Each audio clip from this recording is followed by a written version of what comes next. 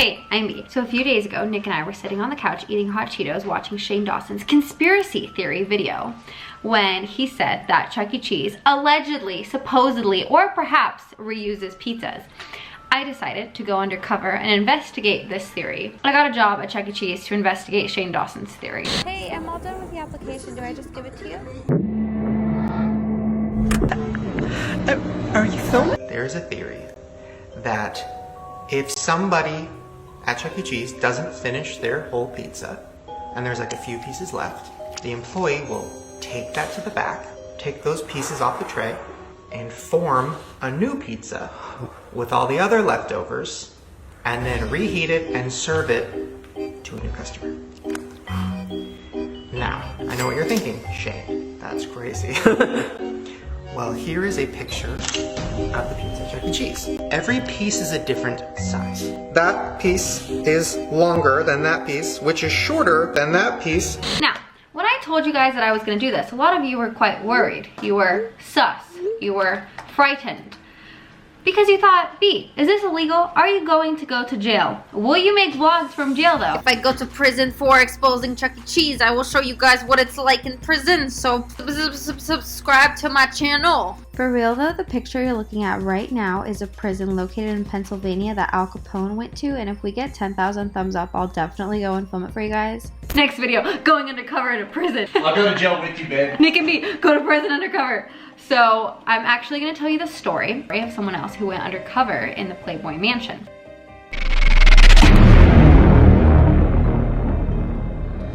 This woman went undercover in the Playboy Mansion. She pretended to work there for an investigation, which is exactly what we're doing. So we're using her story as a case example of what we're doing. And also, it's gonna be fun to expose the Playboy bunnies. Okay, bye. So back when Hugh Hefner was a thing, there used to be this thing called Playboy bunnies. It was basically these gorge girls that used to wear like really tight corsets, like dressed like a sexy bunny. I'm not even sure bunnies wear clothes, so I'm a little bit confused about the whole thing. But Gloria Steinem went undercover and investigated the conditions in which these girls worked under. So let me tell you the incredible story of being a Playboy bunny and why this is legal. Our story begins in the year 1963.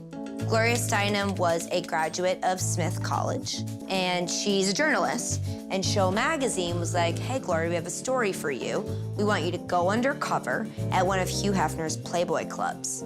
And Playboy clubs were advertising themselves at the time as like being in a real live version of Playboy. So you would have like beautiful women everywhere and drinks and food and dude stuff. Yeah. Boobies and vaginas. Bobs or vagina, whichever will it be. So she went undercover, and by the end of the 2 weeks that she was undercover, her feet had permanently grown half a size. Her feet ached like teeth and are so swollen that she couldn't get sneakers on. The costumes, which she referred to as torture devices, were extremely uncomfortable and immobile. So I think that means like they couldn't really move around in them. And they were expected to wear at least 3-inch high heels and corsets that were at least 2 inches too tight everywhere except the bust. So they would leave like this part pretty loose, but everything else would be like way too tight. That meant that just about everybody had to stuff their cleavage with dry cleaning bags, mutilated bunny tails, Kotex halves, gym socks, and money, both paper and coin. The corsets were so tight a sneeze could literally break the zipper, a phenomenon that Steinem witnessed during the tryout. So it says that girls with colds usually had to be replaced. Like they could not work if they were sick,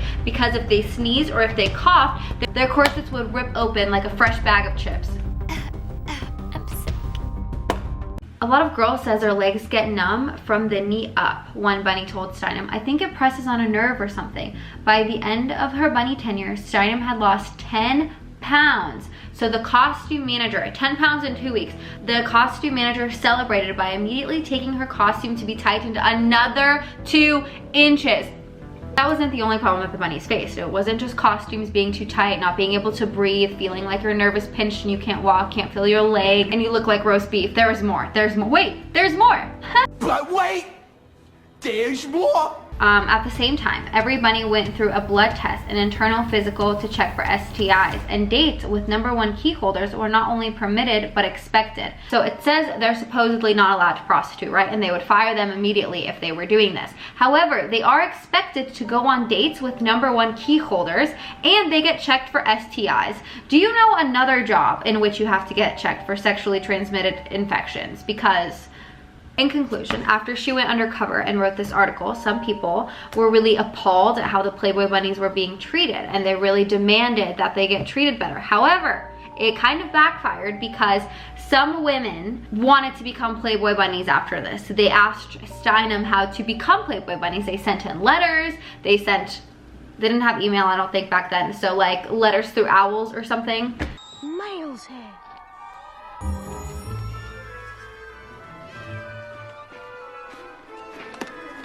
As we can see here, no matter what you say, there will always be someone somewhere in the world that disagrees with you, so a letter to advice. I've already lost my mind. So if you're wondering about the legalities of working at Chuck E. Cheese, I think it's fine as long as we don't lie. Yeehaw! By we, I mean me. I don't know why you would be lying. Are you going undercover too? Let me know. Hi, my name is Sophie, and my mom used to work at Chuck E. Cheese. My mom worked at Chuck E. Cheese in the year 2000, and she was 24 years old and had just moved to California from Brazil. Okay, so I have a few questions for you about Chuck E. Cheese, obviously. Do you mind saying like what state you worked in? No, yeah, I worked in Washington State. Okay. And how old were you? I was 16 and I worked there until I was like 17 and a half-ish. Got it. Her position at Chuck E. Cheese was a food runner, so she would run, pizza, salad, all the food from the kitchen to the tables, and she would take the trash from the tables back to the kitchen. Yeah. And then most people that work there are kids, right? Or like teenagers, I guess. Yeah, most of them were teenagers, yeah. Cool. So the Pizzagate story. Were you ever in the kitchen? Yeah, so I worked as like a party host. So sometimes I would make pizzas, and I also worked in the kitchen sometimes, and the game room, which is the fun room. I pretty much worked everywhere, yeah. But when I was watching his video, like I was like very surprised because I've never heard of that before, of like different pizzas being used or whatever, and like I don't know, it was just really strange because like I used to work there and like it wasn't like that at all. So yeah, what did you guys do with the pizzas that were like left over? Did you throw them away? Yeah, we just threw them away. Yeah. We, like either composted them or just like threw them away in the garbage. Got it. So yeah, that's funny. Yeah, but it was kind of weird how like some like pieces don't look like they're like, I was thinking, do you make the dough by hand? Is that why maybe they were like bigger? Some pieces were bigger? Yeah. So like they'll like prep them or whatever into balls, and then they'll flatten them, and then they'll like just put them in like tin containers, and then after that they'll like take them out, and then they'll be kind of smaller than the actual like sheet, the pizza sheet or whatever. Got it. So you have to stretch it out. Well, maybe that's why. She never noticed anything suspicious about the pizza, and never noticed any of the other employees working there checking out the pizza, seeing if it was okay to be preserved. Like the guy was in Shane's video, he was kind of looking at the pizza, maybe to make sure if it was still edible. But at the location where she was working, they did not do this. We're on the way to Chuck E. Cheese, and I was just telling Nick that if I get famous off this Chuck E. Cheese video, I'm gonna get Chuck E. Cheese tattooed on me, and I think he's excited about it. I'm pumped. I'm just thinking on my butt, so you can look at a rat every time you Yes. Give it a thumbs up. Thumbs up for rat, but. Okay guys, so here we are at Chuck E. Cheese. We're gonna put on our disguises. I've got my cool fashion glasses. And also my cool fashion hat. I don't look like a pedophile. I don't look like a weirdo. Why are you on this?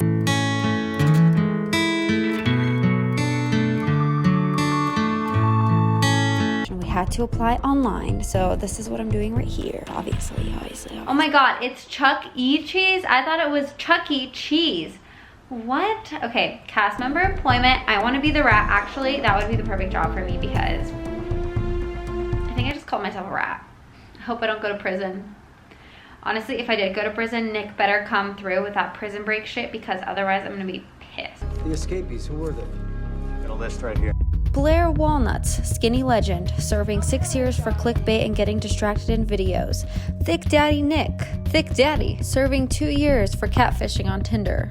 Blair Walnuts, aka my real name, duh. Okay, I'm not gonna show you my address. Ba-da-ba-ba-ba. Job position, okay, no, we need to be in the kitchen. Oh, pizza cook. I applied to be a pizza cook at Chuck E. Cheese. Yes. Previous title, skinny legend.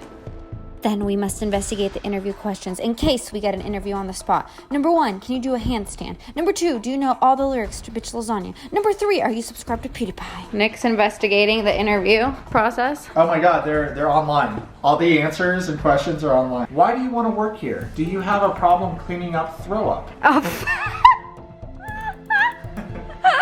That one might be problematic. Would you be willing to go in the Chuck E. Cheese suit? Let's go deep undercover.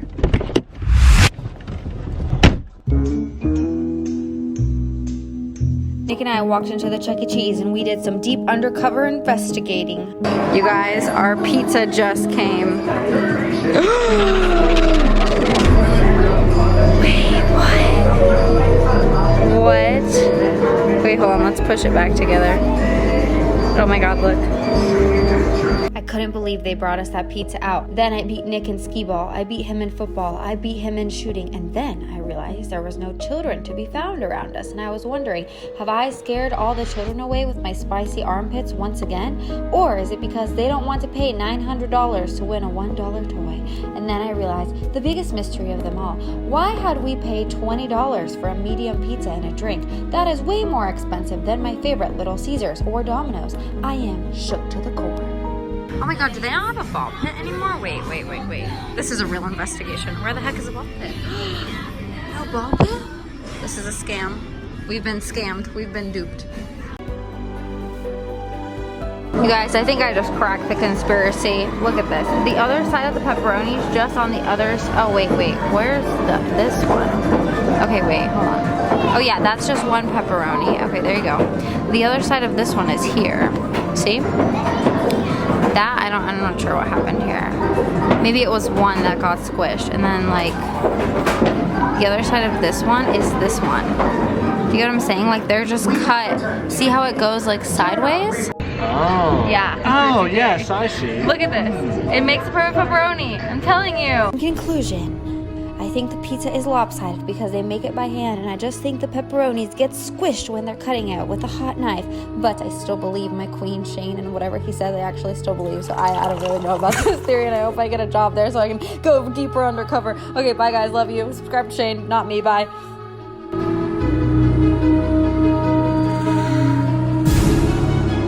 Okay, so I'm sitting here editing, and I just got a message from Chuck E. Cheese, a voicemail, and I think it's to ask me to come to the interview. So let's hear when we got an interview. Okay, ready? Hello, Blair. This is calling from Chuck E. Cheese. We received your application. We wanted to thank you so much for taking the time to apply to Chuck E. Cheese.